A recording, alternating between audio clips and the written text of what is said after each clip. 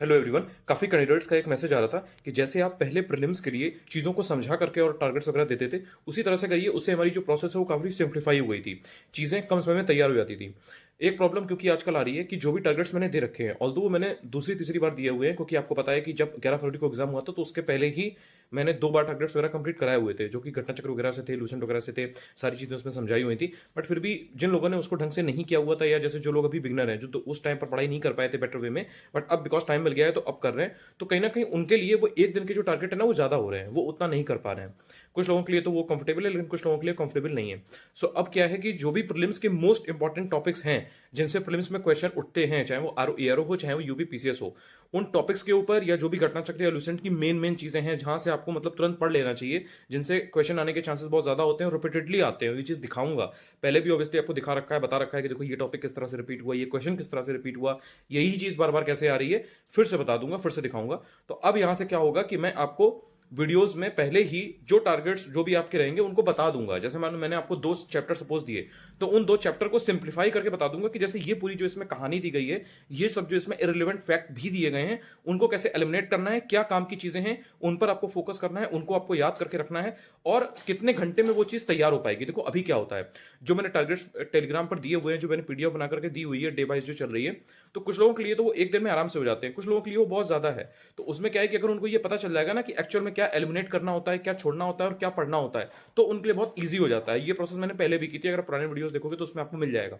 सो यहीं से अब क्या है कि जैसे सपोज इन्वायरमेंट है या हिस्ट्री है, सो उसमें सपोज अगर 3 चैप्टर है, तो 3 चैप्टर का मैं बता दूंगा कि देखो ये 1 घंटे का चैप्टर है, ये 2 घंटे का है, ये 3 घंटे का है। तो इस तरह से अगर आप एक दिन में सपोज 5 घंटे दोगे, तो 5 घंटे में आपका इतना कोर्स निपट जाएगा, इतनी चीजें तैयार हो जाएंगी।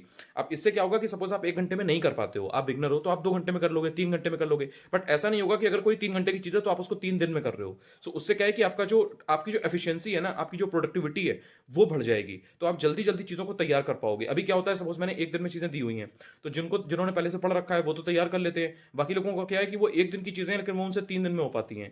या अगर 3 घंटे किसी चीज में लगने हैं, तो वो 3 घंटे की जगह उसमें 8 घंटे लगा रहे हैं। तो उससे क्या है, टाइम वेस्ट होता है। सो वो टाइम वेस्ट ना हो, तो आपकी प्रोसेस को, आपकी जो एफिशिएंसी है उसको और ज्यादा बढ़ाने के लिए अब ये एक नया इनिशिएटिव रहेगा। चीजें समझा दिया करूंगा, बट इसमें भाई बात वही है, जो भी टारगेट्स वगैरह होंगे बहुत छोटे छोटे रहेंगे। जैसे चैप्टर वाइज या टॉपिक वाइज बताया करूंगा कि देखो इसमें ये चीज इंपॉर्टेंट है, ये देख लेना। तो उसको अपने हिसाब से जो सोर्स आपके पास हो देख लेना।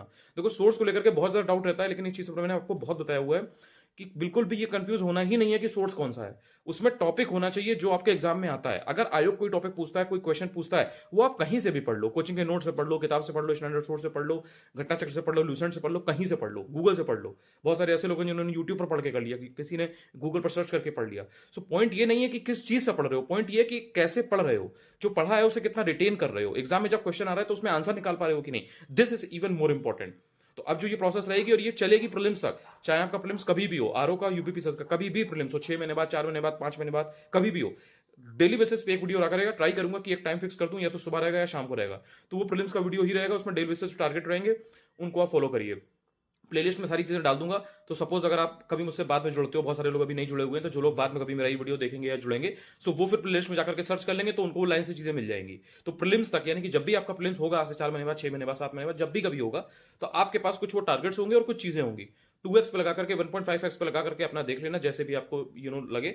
और उनको, अगर उन टॉपिक्स को आपने तैयार कर लिया, उन चीजों को तैयार कर लिया जो प्रीलिम्स ओरिएंटेड बताऊंगा, तो प्रीलिम्स नहीं रुकेगा, इसकी गारंटी है। अब बाकी जो लोग ऑलरेडी आरओ एआरओ को 11 फरवरी को नंबर बना के आए हुए थे, वो ये बात जानते हैं कि मैं वही चीजें बताता हूं जो प्रैक्टिकल लाइफ में तुम्हारी इंप्लीमेंट हो सकती हैं, जो चीजों से क्वेश्चन आते हैं, जो टॉपिक पढ़ने से तुम्हें रिटर्न मिल रहा है। मैं ये नहीं कहता हूं ये किताब ले लो, ये पढ़ लो, ये किताब पढ़ लो तो इसमें से इतने क्वेश्चन आ जाएंगे, नहीं भाई। मैं तुम्हें चीज बताता हूं कि यार ये चीज अगर तुमने बहन कर ली यहाँ पे, तो ये तुम्हारे क्वेश्चन गारंटीड है, और वो चीज आई हुई है। और तुमको पैटर्न भी सिखाता हूं, थीम सिखाता हूं कि थीम को कैसे कैच करते हैं, जो टॉपिक्स है उनको कैसे पकड़ते हैं कि ओके ठीक है ये आया है, तो इसके राउंड अबाउट में, इसके अराउंडिंग में, इसके सराउंडिंग में कौन कौन सी चीजें आपसे पूछी जा सकती हैं। सो इससे क्या है कि आप एग्जाम ओरिएंटेड रहते हो। वरना मेरा कोई मतलब नहीं है ना यार, अगर मैं आपकी प्रोसेस को सिंप्लीफाई ना कर पाऊं, जो चीज आपको कठिन लग रही है उसको मैं आसान ना बना पाऊं, तो